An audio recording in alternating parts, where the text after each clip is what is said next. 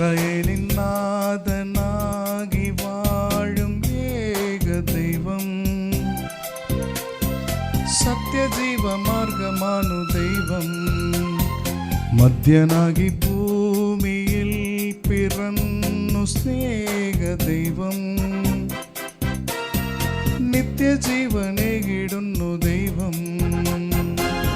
അപ്പ പിതാവേ ദൈവമേ, അവിടുത്തെ രാജ്യം വരീടുമേ, അങ്ങേ തിരുഹിതം ഭൂമിയിൽ என்றென்றும் நிறைவேற வேண்டுமே. அப்பா பிதாவே தெய்வமே, அவிடത്തെ ராஜ்யம் வரீடுமே, அங்கே திருஹிதம் பூமியில் என்றென்றும் நிறைவேற வேண்டுமே. இஸ்ரவேலின் நாதனாகி வாழ் ஏக தெய்வம், சத்திய ஜீவ மார்க்கமானு தெய்வம்.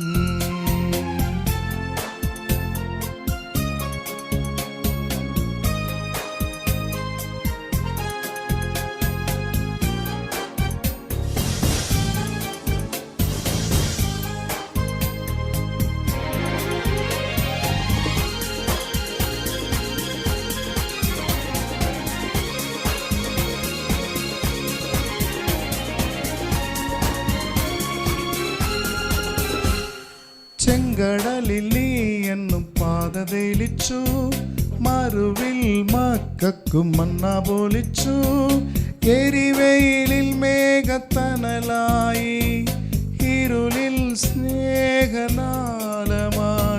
സീനായി മാമല മുകളിൽ നീ നീതി പ്രമാണങ്ങൾ പകർത്തേനേ. ചെങ്കടലിൽ നീ എന്നും പാത തെളിച്ചു, മറുവിൽ മക്കൾക്കും മന്ന പോലിച്ചു, എരിവെയിലിൽ മേഘത്തണലായി, ഇരുളിൽ സ്നേഹനാളമായി, സീനായി മാമല മുകളിൽ നീ നീതി പ്രമാണങ്ങൾ പകർത്തേനേ.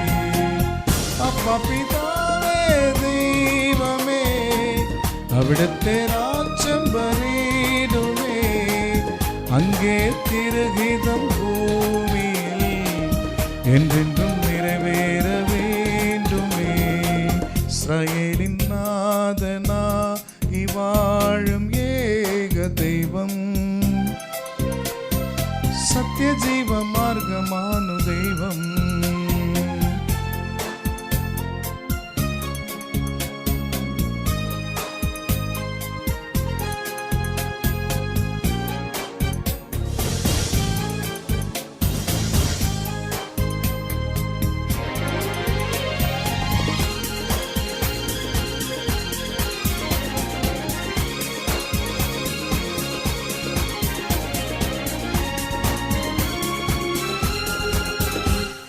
മനുഷ്യനായി ഭൂമിയിൽ അവതരിച്ചു, മഹിയിൽ ജീവൻ ബലികളിച്ചു, തിരുദിനമും ദിവ്യഭോജമുമായി ഈ ഉലകത്തിൻ ജീവനായി, വഴിയും സത്യമുമായവനെ നിൻ തിരുനാമം വാഴ്ത്തുന്നു.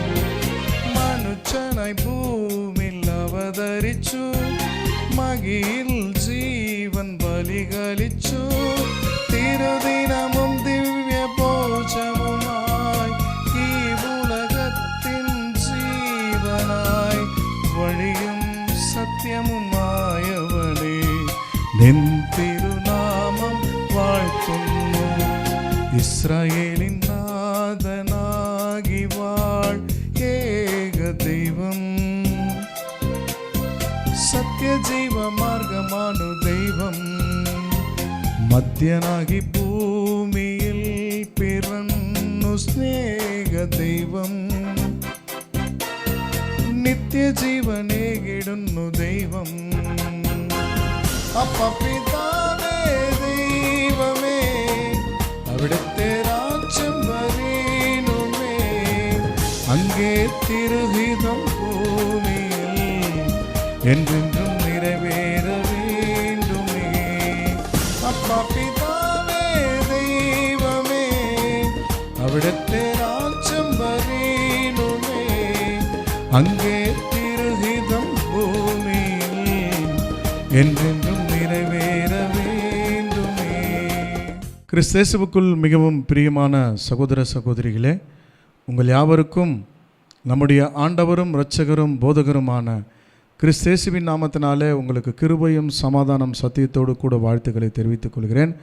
தேவனுடைய பெரிதான கிருபை, அவருடைய இரக்கம், அவருடைய தயவு மறுபடியும் உங்கள் அனைவருமே இந்த கிரைஸ்ட் டிவி மூலமாக முகமுகமாய் சந்திக்கும்படி தேவன் கொடுத்த அந்த வாய்ப்புக்காக தனிப்பட்ட முறையிலே என்னுடைய வாழ்த்துக்களை கூட நான் தெரிவித்து கொண்டு, தேவன் ஒரு பெரிய கிருபை செய்திருக்கிறார்.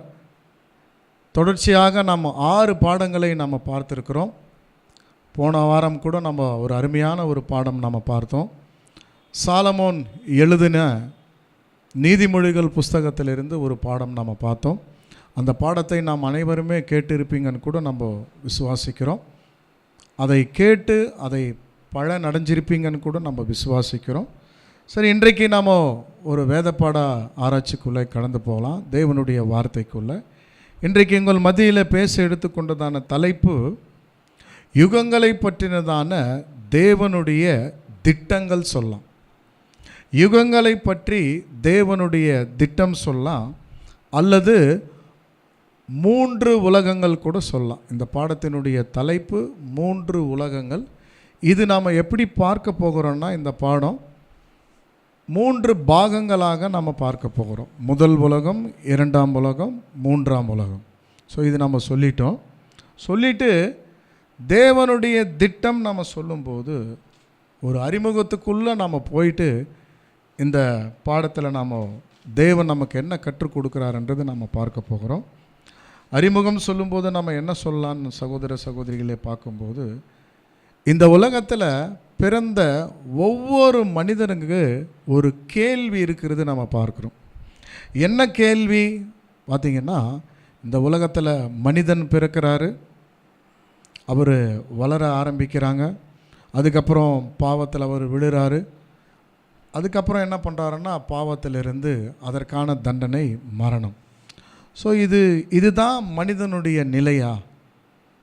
இதுக்கப்புறம் வேறு ஏதாவது இருக்கா அன்னு பார்க்கும்போது சகோதர சகோதரிகளே, இது நீங்கள் வேறு எந்த புஸ்தகத்தில் நாம் பார்த்தாலும் இதற்கான விடை தெரியாது. ஏதோ பிறந்தார், வளர்ந்தார், இறந்து போயிட்டார். ஸோ அப்படி தான் சொல்லுவாங்க. ஆனால் வேதாகமம் மட்டும் சொல்லுகிறது, இது மட்டும் வாழ்க்கை அல்ல, இதற்கு பிறகு ஒரு வாழ்க்கை இருக்குதுன்னு சொல்லிட்டு வேதாகமம் சொல்லுது. அதுதான் நம்ம சொல்லிட்டோம், தேவனுடைய தெய்வீக திட்டங்கள் கூட நம்ம சொல்லலாம். இந்த பாடத்திற்கு நம்ம தலைப்பு கொடுத்துருக்குறோம். அந்த கோணத்தில் நம்ம பார்க்கும்போது நீங்கள் கேட்கலாம், தேவனுக்கென்னு ஒரு திட்டம் இருக்கான்னா, உண்மையிலே சகோதர சகோதரிகளே அந்த திட்டத்தை நாம் பார்த்து முடிக்கும்போது உண்மையிலே தேவன் மேலே நமக்கு விசுவாசம் இல்லைன்னா கூட இந்த பாடத்தை நீங்கள் கேட்கும்போது கண்டிப்பாக வேறு மதத்தை சார்ந்தவராக இருந்தாலும் கூட தேவன் மேலே என்ன வரும்னா ஒரு நம்பிக்கை வரும். எப்படி? அதைத்தான் நம்ம பார்க்க போகிறோம். அதற்கு நம்ம தலைப்பு நம்ம கொடுத்தது மறுபடியும் கூட நம்ம சொல்கிறோம், தேவனுடைய திட்டம். ஸோ இது சொல்லும்போது ஒரு எக்ஸாம்பிள் நம்ம சொல்லலாம்.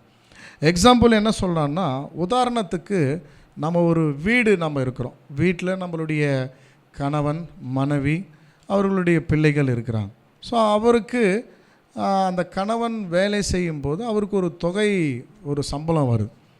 அந்த தொகை சம்பளத்தை அவர் எடுத்துகிட்டு என்ன பண்ணுறாருன்னா, மாதத்துக்கான வீட்டினுடைய வாடகை, உணவு, இதர செலவுன்னு சொல்லிட்டு ஒரு வேளை அவருக்கு ஒரு 40,000 ரூபாய் சம்பளம் வருதுன்னா அவர் என்ன பண்ணுவாருன்னா ஒரு 30,000 ரூபாய்க்கு என்ன பண்ணுவாருன்னா லிஸ்ட் அங்கே போட்டு எவ்வளோ செலவாகுது இதை பார்ப்பார். ஸோ இவருக்குன்னு ஒரு திட்டம் இருக்கும். ஒரு குடும்பத்தில் ஒரு மனுஷனுக்குன்னு ஒரு திட்டம் இருக்கிறது நம்ம பார்க்குறோம். அந்த திட்டத்தோடு தான் செயல்படுகிறது நம்ம பார்க்குறோம். திட்டம் இல்லாமல் செயல்முறை நம்ம படுத்த முடியாது. ஸோ இது மட்டுமா நம்ம பார்த்திங்கன்னா, ஒரு நாட்டில் கூட பார்த்திங்கன்னா அந்த நாட்டுக்கு கூட என்ன இருக்குன்னா ஒரு திட்டம் இருக்குது. ஒரு அரசியல் அமைப்பு தமிழ்நாட்டில் நம்ம எடுத்துக்கிட்டோம்னா தமிழ்நாட்டினுடைய அரசியல் அமைப்புக்கு ஒரு திட்டம் இருக்கும். ஸோ இந்தந்த துறைக்கு இவ்வளோ நாம் செலவு பண்ணோம், இந்தந்த துறையை நம்ம இவ்வளோ டெவலப் பண்ணணும், இது செய்யணும், ஒரு திட்டம் இருக்கும் இல்லைங்களா? அதே மாதிரி நாம் எடுத்துக்கிட்டோன்னா ஒரு கம்பெனி நாம் எடுத்துக்கிறோம். கம்பெனி நாம் எடுத்துக்கும் போது கம்பெனி கூட என்ன இருக்குன்னா திட்டம் இருக்கும். ஸோ இப்போ ஒரு எக்ஸாம்பிள் நம்ம பார்த்திங்கன்னா ஒரு குளிர்பானம் ஒரு கம்பெனி, அது நல்ல பிரபலமான ஒரு கம்பெனி.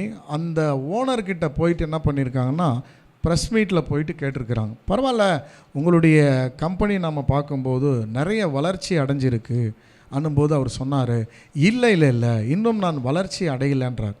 ஏன் எப்படி சொன்னால், என்னுடைய கம்பெனியினுடைய அந்த குளிர்பானம் சொல்லும்போது அது குட்கிராமத்தில் இருக்கிறவங்க கூட குடிக்கணுங்களாம். ஸோ அப்படி குடிக்கும்போது தான் இந்த கம்பெனி வெற்றி அடைந்ததுன்னு சொல்கிறாங்க. பாருங்கள், அவங்களுக்கும் ஒரு திட்டம் இருக்கும். ஒரு கம்பெனின்னா அதுக்கு மீட்டிங் போட்டு இதெல்லாம் செய்வாங்க. அப்போது இந்த உலகத்தில் நம்ம பார்க்கும்போது எல்லாமே திட்டமிட்டு தான் செயல்படுகிறது நம்ம பார்க்குறோம். ஸோ அந்த கோணத்தில் நம்ம பார்க்கும்போது சர்வ வல்லமையுள்ள தேவனுக்கு ஒரு திட்டம் இருக்காதுங்களா? ஏதோ மனுஷனை படிச்சுட்டு சரி அவர் பாவம் செஞ்சிட்டாரு, மறித்து போயிட்டார், அப்படி அந்த மாதிரி இருக்கான்னா இல்லை. இது நம்மளுடைய சிந்தை. தேவனுக்கென்னு விசேஷமாக ஒரு திட்டம் இருக்குது. அந்த திட்டத்தை தான் இன்றைக்கு நாம் கண்டுபிடிக்க போகிறோம். ஒருவேளை நீங்கள் நினைக்கலாம், ஏதோ மனுஷனை உருவாக்கிட்டாரு, அந்த மனுஷன் பிறந்துட்டு பாவத்தில் விழுந்துட்டார், அவருக்கு மரணம் வந்துடுச்சு, நாம் ஒரு சிருஷ்டியை நம்ம இப்படி சிருஷ்டிக்கும்போது இப்படி நடந்துடுச்சே, இதற்கான தீர்வு தெரியல. அப்படி இல்லை தேவன். அதற்கான தீர்வு யார்கிட்ட இருக்குன்னா தேவன்கிட்ட இருக்கு. ஒருவேளை நம்மளுக்கு தெரியாமல் இருக்கலாம். ஸோ இன்றைக்கு நாம் கண்டுபிடிக்கலாம். முதலாவது ஒரு வசனத்தோடு கூட இந்த பாடத்துக்குள்ளே நம்ம கடந்து போகலாம். 1 கொரிந்தியர் 14 அதிகாரம் 33 வசனம் நாம் வாசிக்கலாம். வசனம் நம்ம வாசிக்க கேட்கலாம். 1 கொரிந்தியர் 14 அதிகாரம் 33 வசனம். தேவன் கலகத்திற்கு தேவனாயிராமல் சமாதானத்துக்கு தேவனாயிருக்கிறார். பரிசுத்தவான்களுடைய சபைகள் எல்லாவற்றிலேயும் அப்படியே இருக்கிறது. பாருங்கள், நம்ம வசனம் பார்க்கும்போது அப்போஸ்தலனாகிய பவுல் நமக்கு ஒரு தெளிவு கொடுக்குறார். என்ன தெளிவு கொடுக்குறாருன்னா, தேவன் நம்மை படைத்த சர்வ வல்லமையுள்ள தேவன், அவர் கலக்கத்திற்கு தேவன் அல்லாமல். கலக்கத்திற்கு தேவன்னா என்ன? ஸோ அதுதான் நம்ம இப்போ பார்த்தபடி, ஒன்று நம்ம உருவாக்கினோம், அது உருவாக்கும்போது அது தவறாக போகிறது, அதை தன்னுடைய கண்ட்ரோலுக்குள்ளே கொண்டு வர முடியல. அப்பேற்பட்ட தேவன் இல்லை நம்ம தேவன். பாருங்கள், நல்லா கவனம் கொடுங்க. நம்ம தேவன் ஒரு கலக்கத்திற்கு ஒரு தேவனாக இல்லாமல் சமாதானத்துக்கு தேவனாக இருக்கிறார். பாருங்கள், அப்போ சமாதானத்துக்கு தேவன் சொல்லும்போது தேவனுக்கென்னு ஒரு அருமையான திட்டத்தை மனுகுலத்திற்காக வைத்திருக்கிறார். இந்த திட்டம் யாருக்குன்னா மனிதர்களுக்காக, மனுகுலத்திற்காக இந்த திட்டத்தை அவர் வைத்திருக்கிறார். அப்படி அவருடைய திட்டம் என்ன பிரதர்ன்னும் போது நம்ம வாசிக்க கேட்கலாம். அபகுக் 2 அதிகாரம் 2 வசனம் வாசிக்க கேட்கலாம். அப்போது கர்த்தர் எனக்கு பிரயுத்தரமாக, நீ தரிசனத்தை எழுதி அதை கடந்தோடுகிறவன் வாசிக்கும்படி பலகைகளிலே தீர்க்கமாக வரை. குறித்த காலத்துக்கு தரிசனம் இன்னும் வைக்கப்பட்டிருக்கிறது. முடிவிலே அது விளங்கும். அது பொய் சொல்லாது. அது தாமதித்தாலும் அதற்கு காத்திரு. அது நிச்சயமாய் வரும். அது தாமதிப்பதில்லை.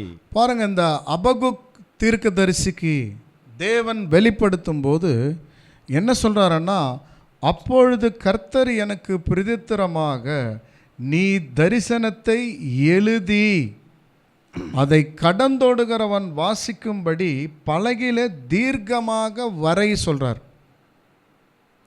இப்போ தானியேலுக்கு தீர்க்க தரிசனம் நிறைய காண்பிச்சிருக்கிறாரு, எரேமியாவுக்கு தீர்க்க தரிசனம் நிறைய காமிச்சிருக்கிறாரு, எசேக்கியேலுக்கு நிறைய தீர்க்க தரிசனம் காமிச்சிருக்கிறாரு.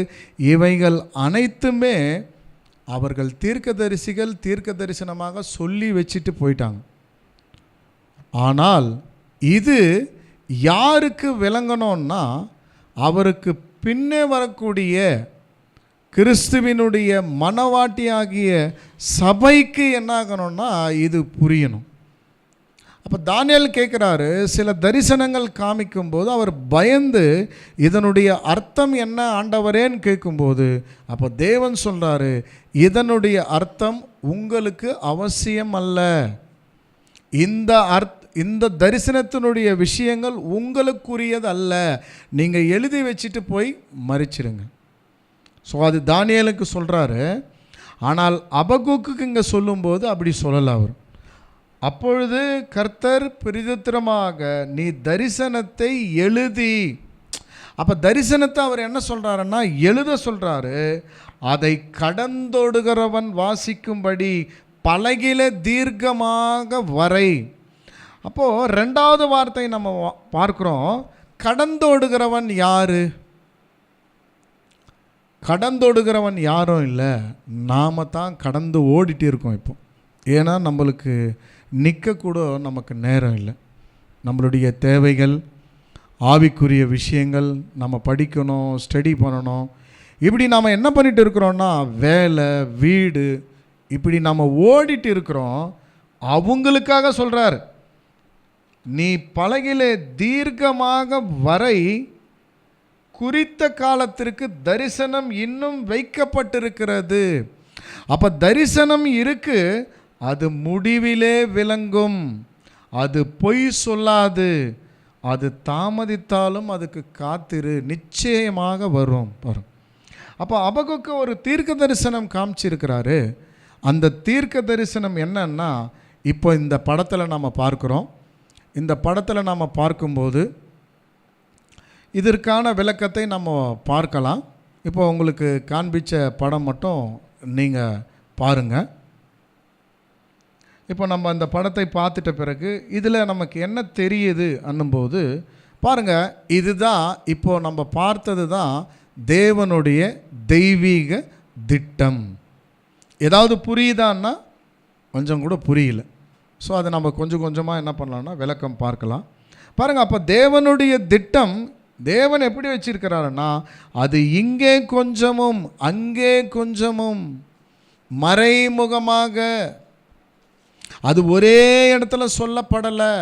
ஏசாயா 34 அதிகாரம் 10 வசனத்தில் வாசிக்கும்போது 16 கர்த்தருடைய புஸ்தகத்தில் தேடி வாசிங்க, அதில் ஒன்றும் குறையாது, அதில் ஒன்றும் ஜோடி இல்லாமல் இராது, அது இங்கே கொஞ்சமும் அங்கே கொஞ்சம். பாருங்க, அப்போ தேவனுடைய புத்தகத்தில் நாம் என்ன பண்ணணும்னா இங்கே கொஞ்சமும் அங்கே கொஞ்சமாக நாம் தேடி என்ன பண்ணோம்னா வாசிக்கணும். பாருங்கள், அது ஆதியாகத்திலிருந்து வெளிப்படுத்தின விசேஷம் வரை மறைந்துள்ளது.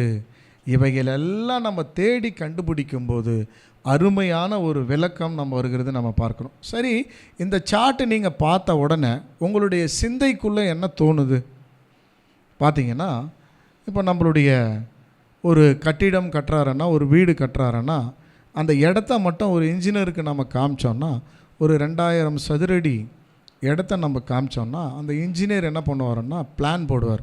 அதுதான் இப்போ நீங்கள் பார்த்தது. அது இன்ஜினியர் பிளான் பண்ணும்போது அது நமக்கு புரியாது.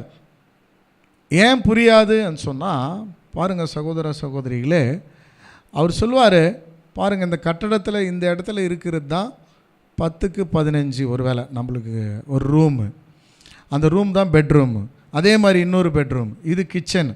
ஆனால் அவர் எங்கே காமிப்பாருன்னா இது நிலத்தில் தான் காமிப்பார். அது நமக்கு புரியவே புரியாது. அது நமக்கு எப்போ புரியும் சொன்னால் வீடு கட்டி முடிச்சிட்ட பிறகு தான், ஓ இன்ஜினியர் இது தான் சொன்னாரான்னு நம்மளுக்கு புரியும். ஆனால் கட்டுவதற்கு முன்பதாக யாருடைய மைண்டில் இருக்கும்னா அந்த வீடு எப்படி இருக்கும்னு அந்த இன்ஜினியருடைய மைண்டில் இருக்கும். அதே தான் சகோதர சகோதரிகளே, இப்போது நம்ம படத்தில் பார்த்தபடி தேவனுடைய தெய்வீக திட்டம், அவர் என்ன செய்ய போகிறார் என்பது இதற்கு முன்பதாக இது எங்கே இருந்ததுன்னா தேவனுடைய சிந்தையில் இருந்தது.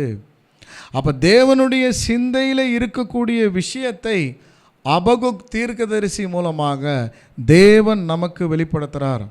அப்போ இந்த பாடம் ரொம்ப ரொம்ப பிரயோஜனமான ஒரு பாடம் நம்ம சொல்லலாம். ஏன்னா இந்த மனுகுலத்திற்கே தேவன் என்ன செய்ய போகிறார். நம்ம ஆரம்பத்தில் நம்ம என்ன பார்த்தோம், ஏதோ மனிதன் பிறந்தார், வளர்ந்தார், இறந்து போயிட்டார், அவ்வளோதானா? என்ன இல்லை, இதற்கு பின்னதாக ஒரு அருமையான ஒரு வாழ்க்கை இருக்குது. அதுதான் நம்ம பார்க்குறோம் சகோதர சகோதரிகளே.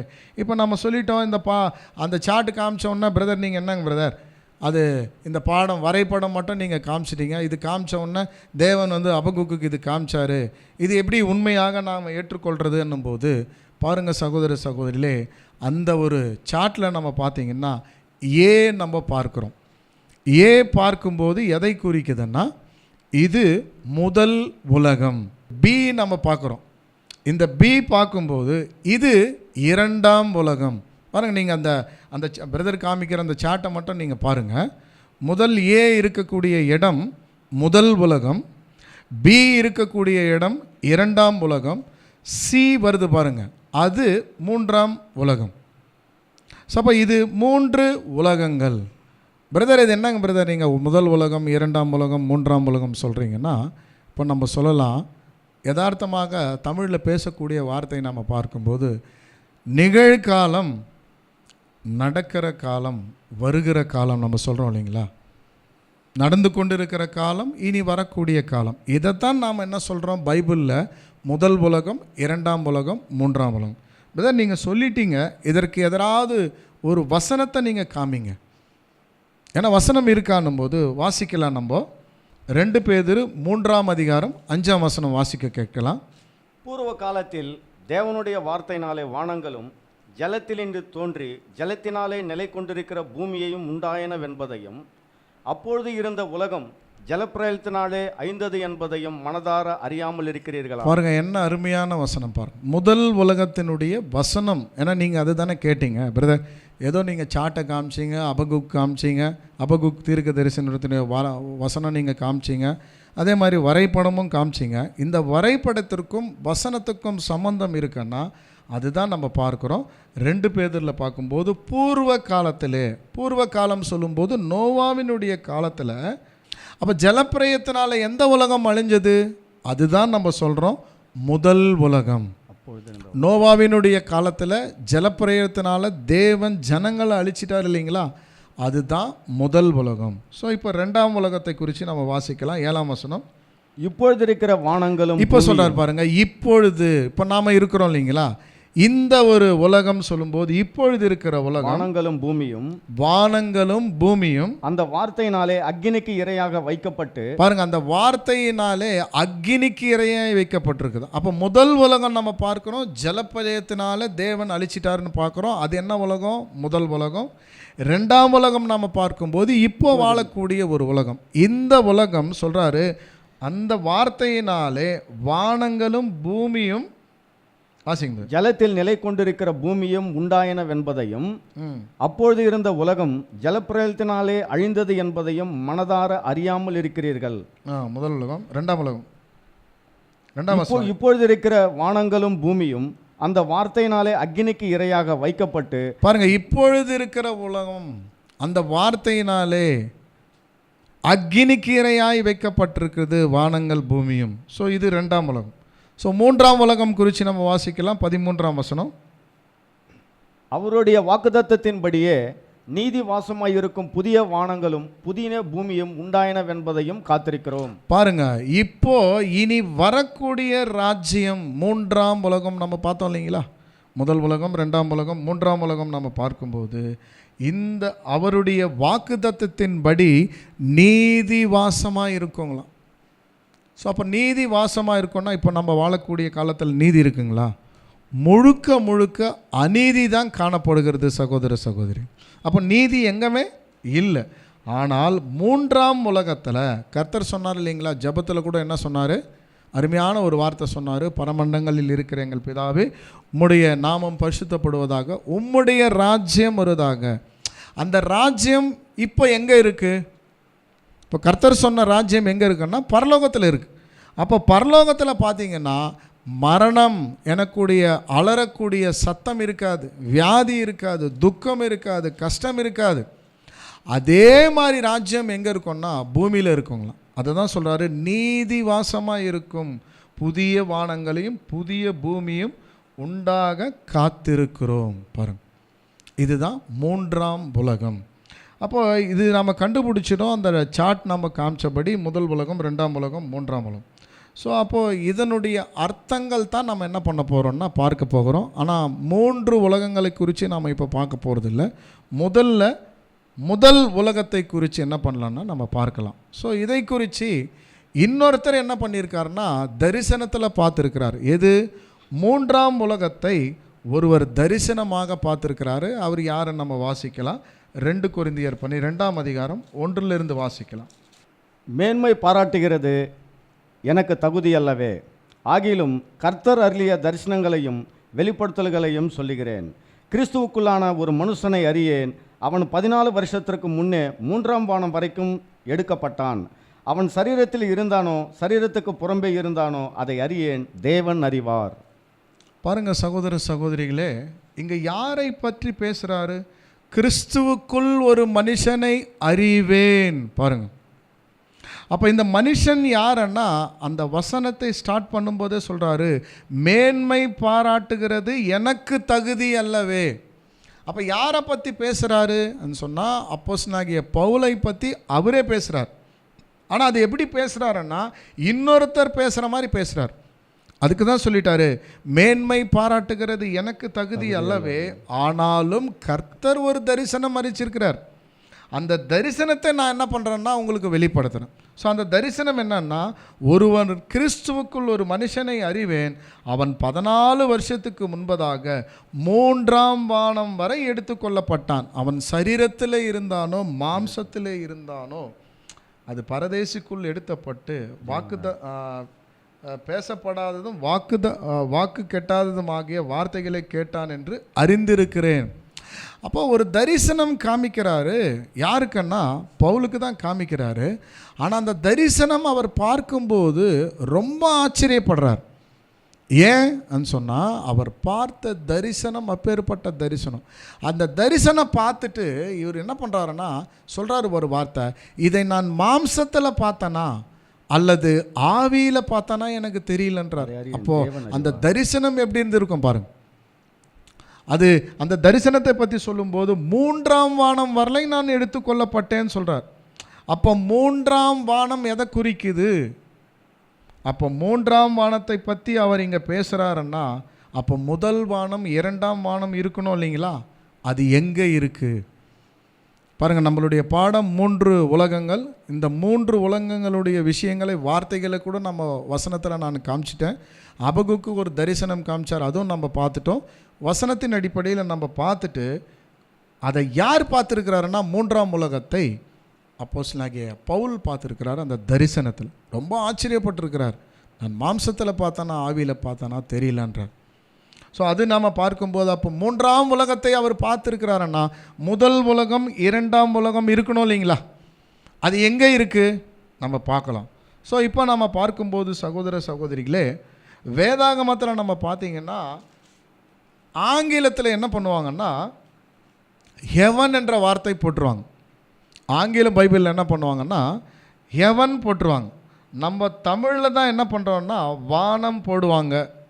டிரான்ஸ்லேஷன் பார்க்கும்போது எப்படி பண்ணுவாங்கன்னா தமிழில் வானம் போடுவாங்க, அப்போ மத்திய ஆகாயம் போடுவாங்க.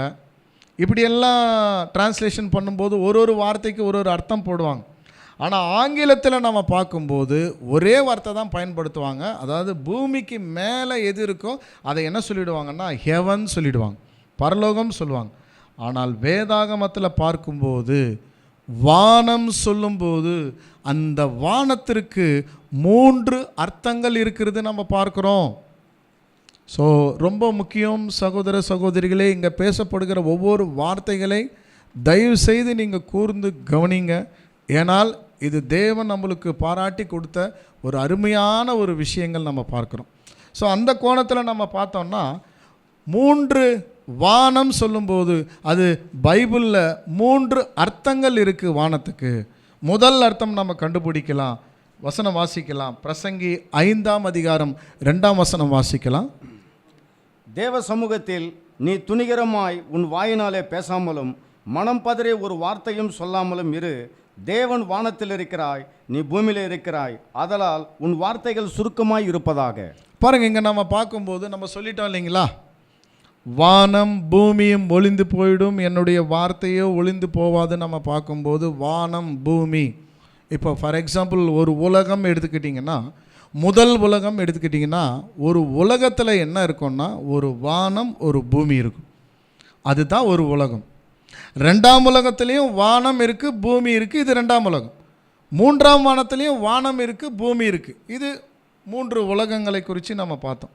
அப்போது வானம் சொல்லும்போது 3 அர்த்தங்கள் நம்ம சொன்னோம் இல்லைங்களா. முதல் அர்த்தம் என்னன்னா, வானம்னா தேவன் வாசம் பண்ணுகிற இடம்தான் வானம். தேவன் வாசம் பண்ணுகிற இடம்தான் வானம்.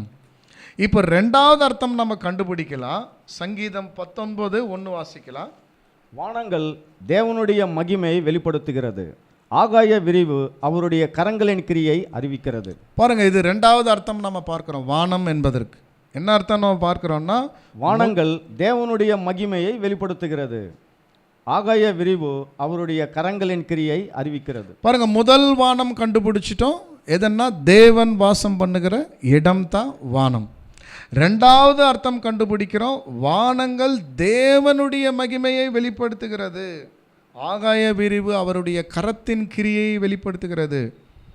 அப்போ இது என்ன வானம் சொல்லும்போது, சூரியன் சந்திரன் நட்சத்திரங்கள் இருக்கு இல்லைங்களா, இதற்கு பெயர் கூட வானம் தான். 3 அர்த்தத்தில் ரெண்டாவது அர்த்தம் நம்ம பார்க்குறோம், சூரியன் சந்திரன் இருக்கக்கூடிய இடம் கூட வானம் தான், தேவன் வாசம் பண்ணுகிற இடம் கூட வானம் தான். இப்போ 3வது அர்த்தம் கண்டுபிடிக்கலாம். வானம் என்பதற்கு மத்தேயு எழுதின சுவிசேஷம் 24:35. வானமும் பூமியும் ஒழிந்து போகும், என் வார்த்தைகளோ ஒழிந்து போவதில்லை. பாருங்க, இங்கே நாம் சொல்லும்போது 3வது அர்த்தம் நம்ம கண்டுபிடிக்கிறோம். வானம் என்பதற்கு அர்த்தம் என்னன்னா, இதுதான் நிறைய பேர் தவறாக புரிந்து கொண்டு இருக்கிறாங்க. இதனுடைய அர்த்தம் தான் புரியல. அதனால் என்ன சொல்லிடுறாங்கன்னா, வானம் பூமி ஒளிந்து போயிடும்னு சொல்லிடுறாங்க எல்லாருமே. ஸோ அது பாருங்கள் எவ்வளோ பெரிய மிஸ்டேக் பாருங்கள். அது தவறாக அவங்க போதிக்கிறதுனா நம்ம அவங்கள தவறு சொல்கிறது இல்லை, அதை அவங்க புரியாமல் பேசுகிறாங்க. பாருங்க, இது அர்த்தங்கள் புரிஞ்சிக்கணும். ஏன் நான் ஒரே வார்த்தையை திரும்ப திரும்ப அதை பயன்படுத்துகிறேன் என்றால், அது நமக்கு பிரயோஜனம் இருக்கும், அது ஞாபகம் போயிடும். அதனால தான் நான் திரும்ப ஒரே வார்த்தைகளை சில டைமில் என்ன பண்ணோன்னா ஒரே வார்த்தைகளை மறுபடியும் பேசிகிட்டே இருப்பேன். ஏன்னா அதை நம்மளுடைய சிந்தையில் வைத்து கொள்வதற்காக. ஸோ அப்போ நம்ம 3 அர்த்தங்களில் முதல் வானம் தேவன் இருக்கக்கூடிய இடம், ரெண்டாம் வானம் சூரியன் சந்திரன் நட்சத்திரங்கள் இருக்கக்கூடிய வானம், அதுக்கும் வானம் தான். 3வது அர்த்தம் நாம் பார்க்குறோம், பைபிளில் இதுதான் அநேக இடத்துல காணப்படுகிற வார்த்தை. இது வானம் பைபிள்லேயே நம்ம சொல்கிறோம், நிறைய இடத்துல காணப்படக்கூடிய வார்த்தை இது தான். ஆனால் இதை என்ன பண்ணியிருக்காங்கன்னா தவறாக புரிந்து கொண்டு இருக்கிறாங்க. ஏன் நம்ம பார்க்குறோம் சகோதர சகோதரிகளென்னால், கர்த்தர் சொல்கிறாரு, வானம் பூமி ஒளிந்து போயிடும், என் வார்த்தையோ ஒளிந்து போகாது. அப்போது இதை நம்ம டைரெக்டாக நம்ம எடுத்துக்கிட்டோம்னா, நேரடியாக எடுத்துக்கொண்டோம்னா, தேவன் வாசம் பண்ணார் பார்த்தீங்களா, ஒரு வானம் நம்ம பார்த்தோம் இல்லைங்களா. அப்போது தேவன் இருக்கக்கூடிய இடம் இல்லாமல் போயிடுங்களா? ரெண்டாவது நம்ம அர்த்தம் எடுத்துக்கிட்டோம் பார்த்தீங்களா, சூரியன் சந்திரன் நட்சத்திரங்கள் அது இல்லாமல் போயிடுங்களா? அப்போ வானம் பூமியும் ஒளிந்து போயிடும், என் வார்த்தையே ஒளிந்து போவாதுன்றாரே. அப்போது நாம் பார்க்கக்கூடிய வானம் பூமியும் ஒளிந்து போயிடுமா? இதற்கு தான் அர்த்தம் கண்டுபிடிக்கணும். அப்போ இதனுடைய அர்த்தம் என்னன்னா, பைபிள் நேரடியாக எழுதப்பட்ட புஸ்தகம் அல்ல. தயவு செய்து நீங்கள் இதை நோட் பண்ணுங்கள். கிறிஸ்தவர்களாக இருக்கக்கூடியவர்கள் நாம் தெரிந்து கொள்ள வேண்டிய ஒரு முக்கியமான விஷயம் என்னன்னா, வேதாகமம் ஒரு நேரடியான புஸ்தகம் அல்ல. எப்படி சொல்கிறீங்க பார்க்கும்போது, நேரடியாக சில வசனங்கள் தான் காணப்படுகிறது. ஆனால் நிறைய நீங்கள் பார்த்தீங்கன்னா அடையாளங்களாக வெளிப்படுத்தின விசேஷம் முழுமையாக நம்ம பார்க்குறோம் அடையாளம். பட் அடையாளம்னா என்ன பிரதர் அன்னும்போது, யோவானுக்கு வெளிப்படுத்தின விசேஷத்தில் நம்ம பார்க்குறோம் இது அடையாளங்கள். ஸோ அடையாளம்னா எப்படிங்கிறத நம்ம புரிஞ்சிக்கலாம். ஃபார் எக்ஸாம்பிள் நீங்கள் பார்த்தீங்கன்னா வெளிப்படுத்தின விசேஷம் நம்ம பார்க்குறோம் 12ஆம் அதிகாரம் 1ஆம் வசனம் நம்ம வாசிக்கலாம். வெளிப்படுத்தின விசேஷம் 12ஆம் அதிகாரம் 1ஆம் வசனத்தில். அன்றியும் ஒரு பெரிய அடையாளம் வானத்திலே காணப்பட்டது. பாருங்க, இப்போ நீங்க பைபிள்ல நோட் பண்ணோம். இது என்னன்னா அவர் சொல்லும்போதே சொல்றாரு, இது நேரடி இல்லை, நேரடியாக படித்து புரிந்து கொள்ளக்கூடிய வசனம் இல்லை. இதற்கு அருமையான வார்த்தை பயன்படுத்துறாரு. இது அன்றியும் பெரிய அடையாளம். பாருங்க, வானத்திலே காணப்பட்டது. அடையாளம் வானத்திலே காணப்பட்டது. அப்போ வானம் என்பது வானம் அல்ல, அது ஒரு அடையாளம். ஸ்திரீ என்பது ஸ்திரீ அல்ல, ஒரு அடையாளம். வாசிங்க பிரதர். அன்றியும் ஒரு பெரிய அடையாளம் வானத்திலே காணப்பட்டது. ஒரு ஸ்திரீ சூரியனை அணிந்திருந்தாள். அவள் பாதங்களின் கீழே சந்திரனும் அவள் சிரசின் மேல் 12 நட்சத்திரங்களும் உள்ள கிரீடமும் இருந்தன. பாருங்க, இங்க நாம பார்த்துட்டோம். ஒரு ஸ்திரீ இருக்கிறாங்க. அவங்க எதை அணிந்திருக்கிறாங்கன்னா சூரியனை அணிந்திருக்கிறாங்க. பாதத்துக்கு கீழே சந்திரன் இருக்கு, சிரசின் மேலே 12 நட்சத்திரங்கள் இருக்கின்றார். அப்போ இது முழுக்க முழுக்க ஸ்திரீ என்பது அங்கே ஸ்திரீ இல்லை, அடையாளம். பாருங்க, காற்று சொன்ன காற்று இல்லை, மழை சொல்லும்போது மழை அல்ல. அப்போ இதனுடைய அர்த்தம் என்ன பார்க்கும்போது சகோதர சகோதரிகளே, பாருங்க, சிம்பிளாக சொல்லலாம். அது என்னன்னா, ஸ்திரீ என்பது சபையை குறிக்குது. ஸ்திரீ என்பது சபை. அவங்க சூரியனை அணிந்திருந்தாங்க. சூரியன்னா என்ன பிரதர் అని சொல்லும்போது, கர்த்தராகிய இயேசு கிறிஸ்து பேசின 4 சுவிசேஷ புஸ்தகம், மத்தேயு, மார்க்கு, லூக்கா, யோவான். அப்போ அந்த சபை எப்படி வளர்கிறது என்றால், அவருடைய சுவிசேஷத்தினுடைய புஸ்தகத்தின் மூலமாக படித்து படித்து படித்து வளர்றாங்க சபை. பாதத்தின் கீழே சந்திரன். சந்திரன் எதை குறிக்குது பாருங்க, சூரியனுக்கு பவர் இருக்குது, ஆனால் சந்திரனுக்கு பவர் இல்லை. சந்திரன் என்ன பண்ணோன்னா சூரியன்கிட்ட இருந்து பவர் வாங்கும். சவர் வாங்கி தான் பிரதிபலிக்கிறது நம்ம பார்க்குறோம் சந்திரன். அப்போ சந்திரன் இங்கே எதை குறிக்குதுன்னு பார்க்கும்போது பழைய ஏற்பாட்டை குறிக்குது. அப்போ பாருங்கள், சபை எப்படி வளருதுன்னா, நம்முடைய ஆண்டவர் பேசின அந்த சுவிசேஷத்தினுடைய புஸ்தகத்திலையும் வளர்றாங்க. பாதத்தில் எது இருக்குன்னா பழைய ஏற்பாடு, சந்திரன். பழைய ஏற்பாட்டு மூலமாக கூட நம்ம வளர்கிறோம். நிறைய பாடங்கள் தேவன் பழைய ஏற்பாடு மூலமாக கூட வச்சிருக்கிறார். சிரசின் மேலே 12 நட்சத்திரங்கள். அப்போ சிரசின் மேலே 12 நட்சத்திரங்கள் எதை குறிக்குதுன்னா, அப்போஸ்தலர்கள் பேசின 12 அப்போஸ்தலர்கள் பேசின பாருங்கள் நிருபங்கள். அந்த நிருபங்கள் மூலமாக கூட சபை வளர்த்து பாருங்கள் எவ்வளோ அர்த்தங்கள் இருக்குது பாருங்கள். அப்போது வெளிப்படுத்தின விசேஷம் முழுமையாக அடையாளம். அதே மாதிரி தான் இங்கே கூட கர்த்தர் பேசினார், வானம் பூமியும் ஒளிந்து போயிடும், என் வார்த்தையோ ஒளியாதுன்னும் போது இப்போ நம்ம கொடுக்கலாம் கவனம். எந்த வானம் எந்த பூமி ஒளிந்து போயிடும்? இப்போ நம்ம பார்க்குறோம் இல்லைங்களா, வானம். அந்த வானம் இல்லாமல் போயிடுங்களா? இந்த பூமி இல்லாமல் போயிடுங்களா? நம்ம என்ன ஒரு கேள்வி கேட்குறோன்னா, இந்த வானம் இந்த பூமி ஏன் போகணும்?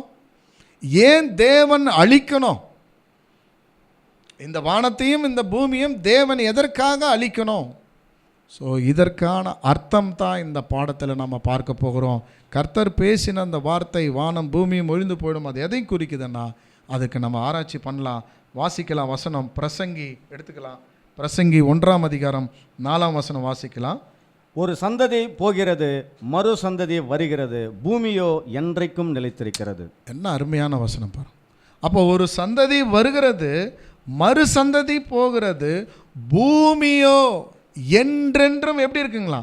நிலைத்திருக்குது. அப்போ கர்த்தர் சொன்னாரே வானம் பூமியும் ஒளிந்து போயிடும்னாரே. அப்போ ஒரு நம்மளுக்கு எப்படி இருக்குது பார்த்தீங்களா, ஒரு குழப்பமாக இருக்குது. அப்போ கர்த்தர் பேசின வார்த்தைகளை எடுத்துக்கிறதா, வேதத்தில் முரண்பாடாக சில வார்த்தைகள் இருக்குது, இதையே நம்ம எடுத்துக்கிறதா? பாருங்கள் சகோதர சகோதரி, அதுக்கு தான் நிதானமாக படிக்கணும். ஒரு சந்ததி வருது, ஒரு சந்ததி போகுது, ஆனால் பூமி எப்படி இருக்குன்னா நிலைத்து இருக்கிறது. பார்த்தீங்களா? அப்படி தேவன் என்ன பண்ணியிருக்காருன்னா பண்ணியிருக்கார். ஸோ இன்னொரு வசனம் கூட வாசிக்கலாம். சங்கீதம் 104:5. பூமி ஒருபோதும் நிலை பெறாதபடி அதன் ஆதாரங்கள் மேல் அதை ஸ்தாபித்தார். பார்த்தீங்களா? பூமி ஒருபோதும் நிலை பெறாதபடிக்கு. அப்படின்னா என்னது? ஒருபோதும்னா எப்போவுமே ஸ்ட்ராங்காக நிற்குங்களாம் பூமி. எப்போவுமே என்னாகாதான், ஒளிந்து போகாதான். அது ஆதாரங்கள் மேல் என்ன பண்ணியிருக்காரு, அஸ்திபாரம் போட்டிருக்கிறாரு. அப்போ கர்த்தர் சொன்னார் வானம் பூமியும் ஒளிந்து போயிடும்னு. அப்போது எந்த வானம் எந்த பூமி ஒழிந்து போயிடும்? கவனம் கொடுக்கணும். இன்னொரு வசனம் கூட நீங்கள் வாசிங்க, ஏசாயா 45:18 கூட வாசிங்க. வானங்களை சிருஷ்டித்து பூமியை வெறுமையாய் இருக்க சிருஷ்டியாமல். வானங்களை சிருஷ்டித்து பூமி இருக்கு இல்லைங்களா, அப்போ நாம் இருக்கிறோம் இல்லைங்களா, இந்த பூமியை வெறுமையாய் சிருஷ்டிக்காமல் அதை குடியிருப்புக்காக செய்து படைத்து அதை உருவேறுபடுத்தின தேவனாகிய கர்த்தர் சொல்லுகிறதாவது, நானே கர்த்தர், வேறொருவர் இல்லை. பார்த்தீங்களா? அப்போ யார் குடியிருக்கிறதுக்காக தேவன் படைச்சிருக்கிறார் பூமியை? மனிதன் குடியிருப்பதற்காக தேவன் பூமியை படைச்சிருக்கிறாரு. அப்படி படைத்த தேவன் இந்த வானத்தையும் இந்த பூமியும் தேவன் ஏன் அழிக்கணும்? கொஞ்சம் யோசித்தீங்களா நீங்கள்? அதுதான் நம்ம பார்க்குறோம். இது நேரடி பாஷை அல்ல, இது முழுக்க முழுக்க நாம் பார்த்தபடி அடையாள பாஷை. தேவன் இதை எப்படி பேசியிருக்காருன்னா அடையாளங்களாக பேசியிருக்கிறார். அப்போ வானம் என்பது ஒரு அடையாளம், பூமி என்பது அடையாளம். அது என்னன்றது தான் இப்போ நம்ம பார்க்க போகிறோம். ஸோ ஒரு வசனம் கூட நீங்கள் வாசிங்க, 2 தீமோத்தி 2:15 வாசிக்கலாம். நாம் சத்தியத்தை நிதானமாய் பகுத்து பார்த்து போதித்து கொள்ள வேண்டும். அதாவது உபயோகிக்கப்பட்ட மொழிகளை சரியாக ஆராய்ந்து அறிந்து கொள்ள வேண்டும். சத்திய வசனத்தில் நாம் நிதானமாக பகுத்து போதிக்கிறவனாக உன்னை தேவனுக்கு முன்பதாக நிறுத்தும்படிக்கு ஜாக்கிரதையாக இருக்கணுங்களாம். பாருங்க, சகோதரன் வாசித்தது இன்னொருவருடைய டிரான்ஸ்லேஷன் வாசித்தாரு. நாம் சத்தியத்தை நிதானமாக பகுத்து பார்த்து பாருங்க. அப்போது வேற எந்த விஷயத்தையும் நாம் பகுத்து பார்க்கவில்லைன்னா கூட பரவாயில்ல, ஆனால் வேதத்தை மட்டும் நாம் என்ன பண்ணோம்னா பகுத்து பார்த்து புரிந்து கொள்ள வேண்டும். அதாவது உபயோகப்படுத்தப்பட்ட மொழியில் சரியாக ஆராய்ந்து அறிந்து கொள்ள வேண்டும். பாருங்க, அப்போது உபயோகப்படுத்தப்பட்ட மொழி அதுதான் நம்ம சொன்னோம் அடையாளம். அப்போ அடையாளத்தில் நம்ம என்ன பண்ணோம்னா இதை பார்த்தோம்னா கண்டிப்பாக இது நமக்கு புரியும். அப்போ அடையாளமாக நம்ம பார்க்காம நேரடியாக நம்ம பார்த்தோம்னா இது நமக்கு புரியாது. அப்போ வானம் எதை குறிக்குது? முதலாவது நம்ம கண்டுபிடிக்கலாம் அடையாள பாஷையில், அடையாளத்தில் நம்ம கண்டுபிடிக்கலாம் வானம் எதை குறிக்குதுன்னா வாசிக்கலாம். எபேசியர் 2:2 அவைகளில் நீங்கள் முற்காலத்திலே இவ்வுலக வழக்கத்திற்கேற்றபடியாகவும் கீழ்ப்படியாமையின் பிள்ளைகளிடத்தில் இப்பொழுது கிரியை செய்கிற ஆகாயத்து அதிகார பிரபுவின் ஆவிக்கேற்றபடியாகவும் நடந்து கொண்டீர்கள். என்ன அருமையாக லிங்க் கொடுக்குறார் பாரு. அடையாளத்தில் வானம் எதை குறிக்குதுன்னா அவைகளை நீங்கள் முற்காலத்திலே இவ்வுலகத்திற்கு வழக்கத்தின்படி கீழ்ப்படியாமையின் பிள்ளைகளிடத்தில் இப்பொழுது பாருங்க, இப்பொழுது கிரியை செய்கிற ஆகாயத்து அதிபதி சொல்லிட்டாரு பாருங்க. அப்போ அடையாளம் எதை குறிக்குது? வானம்னா சாத்தான், அவனுடைய தூதர்கள், அவனை சார்ந்த வேலைக்காரர்கள் எங்கே இருந்து ஆளுகை செய்கிறாங்கன்னா வானத்தில் இருந்து ஆளுகை செய்கிறாங்க. பாருங்கள், இன்னொரு வசனம் கூட நீங்கள் வாசிங்க. எபேசியர் 6:12 ஏனெனில் மாம்சத்தோடும் இரத்தத்தோடும் அல்ல, துரைத்தனங்களோடும் அதிகாரங்களோடும் இப்பிரபஞ்சத்தின் அந்தகார லோகாதிபதிகளோடும் வானம் மண்டலங்களில் உள்ள பொல்லாத ஆவிகளின் சேனைகளோடும் நமக்கு போராட்டம் உண்டு. பாருங்க, நமக்கு போராட்டம் எங்கே இருக்குன்னா மாம்சத்தோடும் இரத்தத்தோடும் இருக்குது. அதுவும் ஒரு போராட்டம் தான். துரைதனங்களோடும் அதிகாரங்களோடும் இப்பிரபஞ்சத்தின் லோக அதிபதிகளோடும் வான மண்டங்களில் உள்ள பொல்லாத சேனைகளோடு. பார்த்தீங்களா? அப்போ வானத்தில் யார் இருக்கிறாங்க அது சொல்லும்போது சகோதர சகோதரிகளே, சாத்தானும் அவனுடைய தூதர்களும் எங்கே இருக்கிறாங்கன்னா வானத்தில் இருந்து ஆளுகை செய்கிறாங்க. யார் மேலே ஆளுகை செய்கிறாங்க? இந்த மனுகுலமாகிய மனிதர்களாகிய நம்ம மேலே ஆளுகை செய்கிறாங்க. யார்? சாத்தானும் அவனுடைய தூதர்களும். இவங்க எப்படி ஆளுகை செய்கிறாங்கன்னா கண்ணுக்கு தெரியாமல் ஆளுகை செய்கிறாங்க. நல்லா கவனம் கொடுங்க. நம்ம மேலே அவங்க எப்படி ஆளுகை செய்கிறாங்கன்னா கண்ணுக்கு தெரியாமல் ஆளுகை செய்கிறாங்க. ஏன்? சாத்தானும் அவனுடைய தூதர்களும் மனிதர்களாக இல்லை, அவங்க ஆவின் சரீரத்தில் இருக்கிறாங்க. அவங்க எங்கே இருக்கிறாங்க? வானத்தில் இருக்கிறாங்க. வானத்தில் இருந்து என்ன பண்ணுறாங்கன்னா நம்மீது அவர்கள் ஆளுகை செய்கிறாங்க. அப்போ நம்மீது அண்ணா எப்படி எடுத்துக்கலாம் பிரதர்? அப்போ வானம் என்பது ஒரு விஷயம் கண்டுபிடிச்சோம். என்னன்னா சாத்தானும் அவனுடைய தூதர்களும் வானத்திலிருந்து ஆளுகை செய்கிறாங்க. பூமி என்பது எதை குறிக்குது நம்ம பார்த்தீங்கன்னா சகோதர சகோதரிகளே, ரொம்ப முக்கியமான விஷயம். பூமி என்பது சாத்தான் என்ன செய்திருக்கிறாருன்னா 4 தூண்களை பூமியில் போட்டிருக்காரு. 4 தூண்கள்னா என்ன? இப்போ பாருங்கள், இந்த ஒரு பில்டிங் நமக்கு நிற்குதுன்னா அதுக்கு தூண் வேணும் இல்லைங்களா?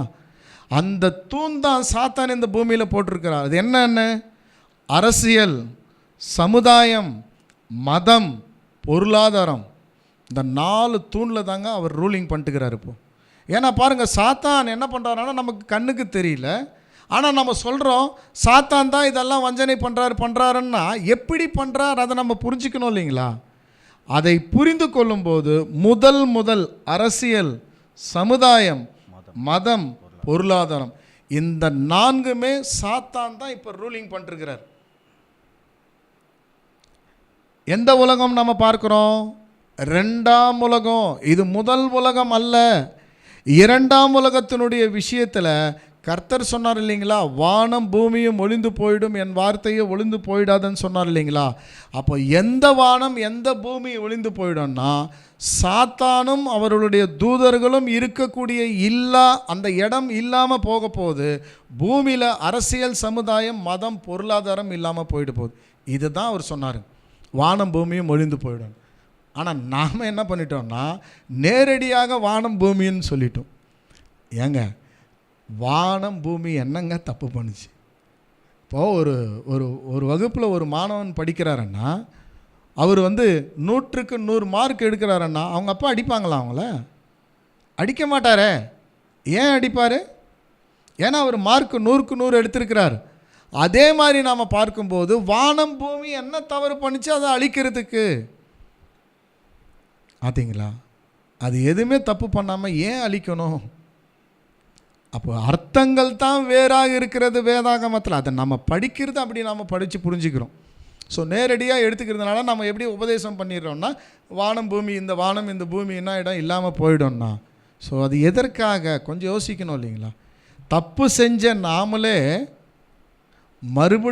மறுபடியும் உயிர் தெழுந்து வரணும்னு சொல்லிட்டு பரலோகத்திலிருந்து இயேசு கிறிஸ்து இந்த பூமிக்கு வந்தாருங்க. நம்முடைய கர்த்தர் எதுக்கு வந்தார்? பாவம் செய்கிற நம்மை மீட்டு கொள்வதற்காக நம்முடைய கர்த்தர் இந்த பூமிக்கு வந்தாருன்னா ஒன்றுமே பாவம் செய்கிற வானம் பூமி ஏன் அதை அழிக்கணும்? அப்போ அதனுடைய அர்த்தம் நாம் பார்க்கும்போது சகோதர சகோதரிகளே, வானம் எதை குறிக்குதுன்னா சாத்தானும் அவனுடைய தூதர்களும், பூமி எதை குறிக்குதுன்னா 4 தூண்கள், அரசியல், சமுதாயம், மதம், பொருளாதாரம். ஸோ இதில் 4ல் ரூலிங் செய்கிறவர் யாருன்னா சாத்தான் தான். இவர் தான் 2ஆம் வருகையில் வரும்போது இது 2மே இல்லாமல் போயிடும். இதுதான் கர்த்தர் என்ன பண்ணாருன்னா அங்கே பேசினார். ஸோ அப்போ பாருங்கள், அடையாளத்தில் நம்ம பார்க்கும்போது இவ்வளோ அர்த்தங்கள் இருக்குது. ஸோ இன்னொரு வசனம் கூட நீங்கள் வாசிங்க. இதை 2ஆம் உலகத்தை எடுத்துட்டு இப்போ அவர் 3ஆம் உலகத்தை ஸ்தாபிக்க போகிறார். வெளிப்படுத்தின விசேஷம் 21ஆம் அதிகாரம் 1ஆம் வசனம். பின்பு நான் புதிய வானத்தையும் புதிய பூமியும் கண்டேன். முந்தின வானமும் முந்தின பூமியும் ஒளிந்து போயின, சமுத்திரம் இல்லாமல் போயிற்று. பாருங்க, பின்பு நான் புதிய வானத்தையும் புதிய பூமியும் கண்டேன். அப்போ புதிய வானம் புதிய பூமி எதை குறிக்குது? இந்த வானம் இல்லை. கர்த்தர் சொன்னார் இல்லைங்களா, சாத்தானும் அவனுடைய தூதர்களும் பூமியில் அரசியல், சமுதாயம், மதம், பொருளாதாரம். இது இல்லாமல் கர்த்தர் புதிய ராஜ்யத்தை ஸ்தாபிக்க போகிறாரு. கர்த்தரும் எங்கே ஆளுகை செய்ய போகிறாருன்னா வானத்தில் தான் ஆளுகை செய்ய போகிறார். யார் கூட? திருச்சபையோடு அவர் அங்கே ஆளுகை செய்வார். ஆனால் பூமியில் அதே 4 தூண்கள் கூட இருக்கும் பூமியில், கர்த்தருடைய ராஜ்யத்தில் கூட. ஆனால் மதம் சொல்லும்போது ஒரே மதம் தான் இருக்கும். அரசியல் என்னும்போது ஒரே இது தான் இருக்கும். சமுதாயம் என்பது ஒன்று தான் இருக்கும். இந்த 4மே கர்த்தர் என்ன பண்ணுவாருன்னா ஆளுகை செய்வார். அதுக்கு தான் என்ன சொன்னாருன்னா அந்த வானம் அந்த பூமியும் ஒளிந்து போயிடும், என் வார்த்தையோ ஒளிந்து போவாது. ஸோ அப்போ புதிய வானமும் புதிய பூமியும் உண்டாக காத்திருக்கிறோம் என்றது கூட நம்ம பார்க்குறோம். ஏசாயா 65:17 கூட வாசிங்க. இதோ நான் முந்தின வானத்தையும் புதிய பூமியையும் சிருஷ்டிக்கிறேன், முந்தினவைகள் இனி நினைக்கப்படுவதும் இல்லை, மனதிலே தோன்றுவதும் இல்லை. இதோ நான் வானத்தையும் பூமியையும் சிருஷ்டிக்கிறேன். எதுங்க? சாத்தானும் அவனுடைய தூதர்களும் இல்லாத சிருஷ்டிக்கிறேன்.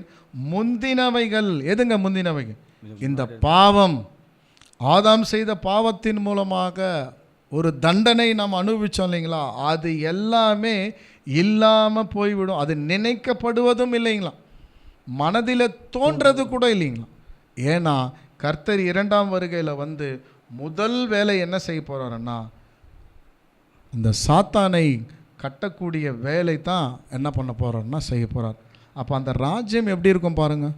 அதுதான் பவுல் சொன்னார், கிறிஸ்துவுக்குள் ஒரு மனுஷனை அறிவேன், அவன் 14 வருஷத்துக்கு முன்பதாக 3ஆம் வானம் வரலாம். அப்போ 3ஆம் வானம் எதை குறிக்குது சொன்னால் அதுதான் 3ஆம் உலகம்.